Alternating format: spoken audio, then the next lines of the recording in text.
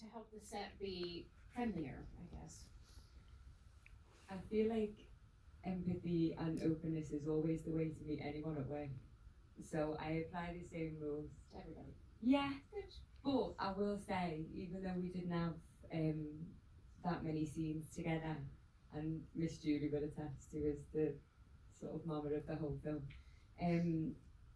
like it's impossible not to fall in love with these kids. It's impossible. So, and also I think, you know, I'm good enough at my job to identify when the best thing to do is to just watch and respond.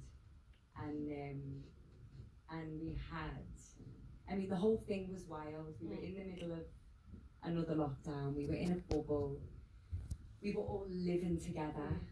We had to shoot the thing and then sleep there and eat there together. And you know, we became a squad really quickly. Like there was no other way to do it. And it was a really beautiful experience. And she's wonderful, and she knew all my lines as well. I'd be like, what's that? And Jane would go, you say? Oranges, lime, yeah. And Leanne, I know it's also important to Chi and to Paris and the whole team to have a very inclusive crew and cast and, you know, make it just an inclusive set. And how is it awkward to then go into a set like that and you're not playing the nicest woman in the world, and she's maybe a bit racist and colonial thoughts, and you know, is it ever hard to play that character in a room full of collaborators that you want to champion? You know, how is that? I'm going to think about this really carefully because I want to say no, but the reason I want to say no is because everybody else who I worked with was so utterly stunning as human beings and brilliant. Paris did a really clever thing when we started rehearsing. Can I just say as well, I really want to applaud Chi and Paris for being so honest up here about their experience. I am side-eyeing the entirety of the British film industry over what's happened with this film. And I will say really briefly, they had to kick a door in when they should have been throwing a party. And the emotional cost for them as my creative collaborators, but my friends and my squad, the emotional labour has been immense, and it has and continues to take a toll that I see in my friends. So I applaud you for being so brave and thank you for asking the question. First day rehearsals, at about lunchtime, Paris went, we're all going to go and eat together. We're all going to go and eat together. So we all sat down and had a meal and laughed and talked and regaled each other with stories, and it created a fabric with which, if you stitch the net tight enough, like no one's going through the cracks and no one's letting anyone go through the cracks. It is impossible to be the white lady in this film who is saying the things that she says and not wince. Yeah, exactly. When someone shouts "cut." Yeah. I will say there was one. If I could cry, I might cry. Every time I think about it, I'll never not be moved by it.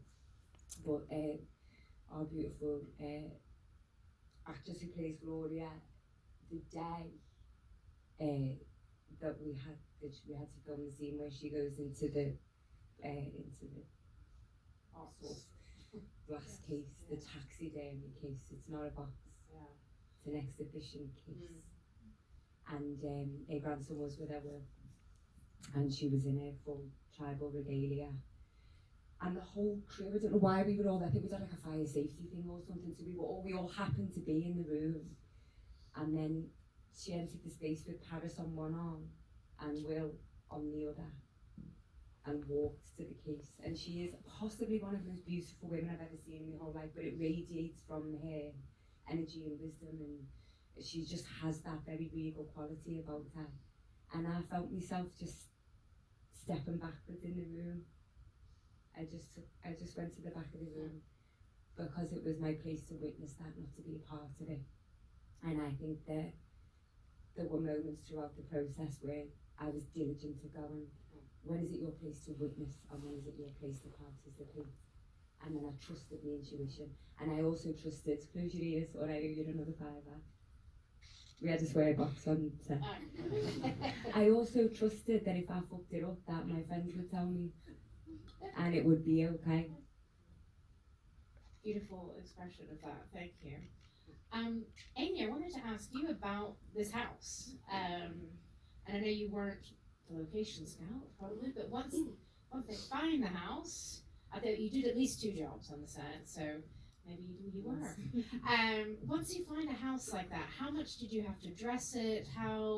What was already there? What was that like as a production design project?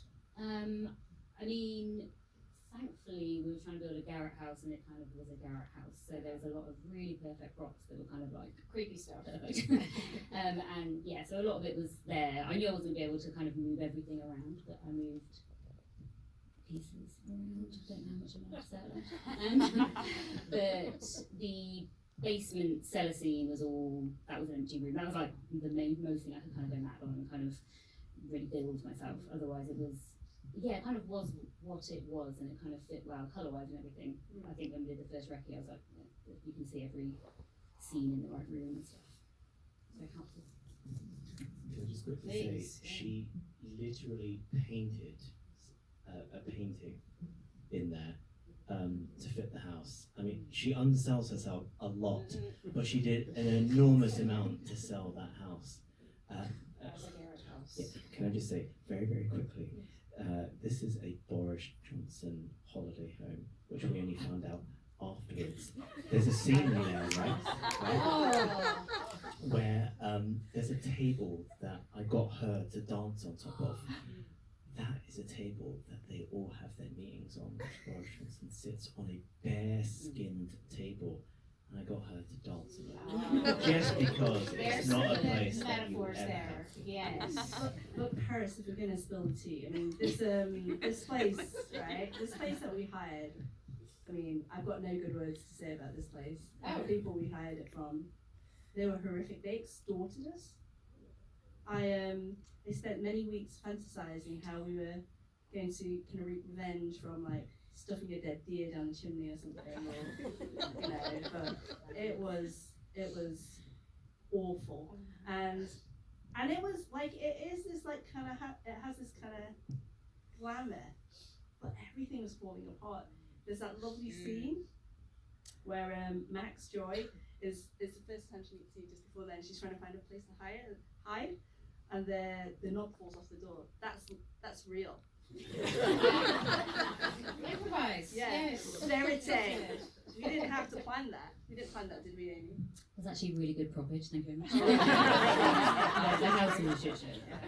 But it looks perfect. So whatever you did, and it brought you all together to be able to It was work very there. funny. The first night we all slept there, I was in my room with a bit of sage.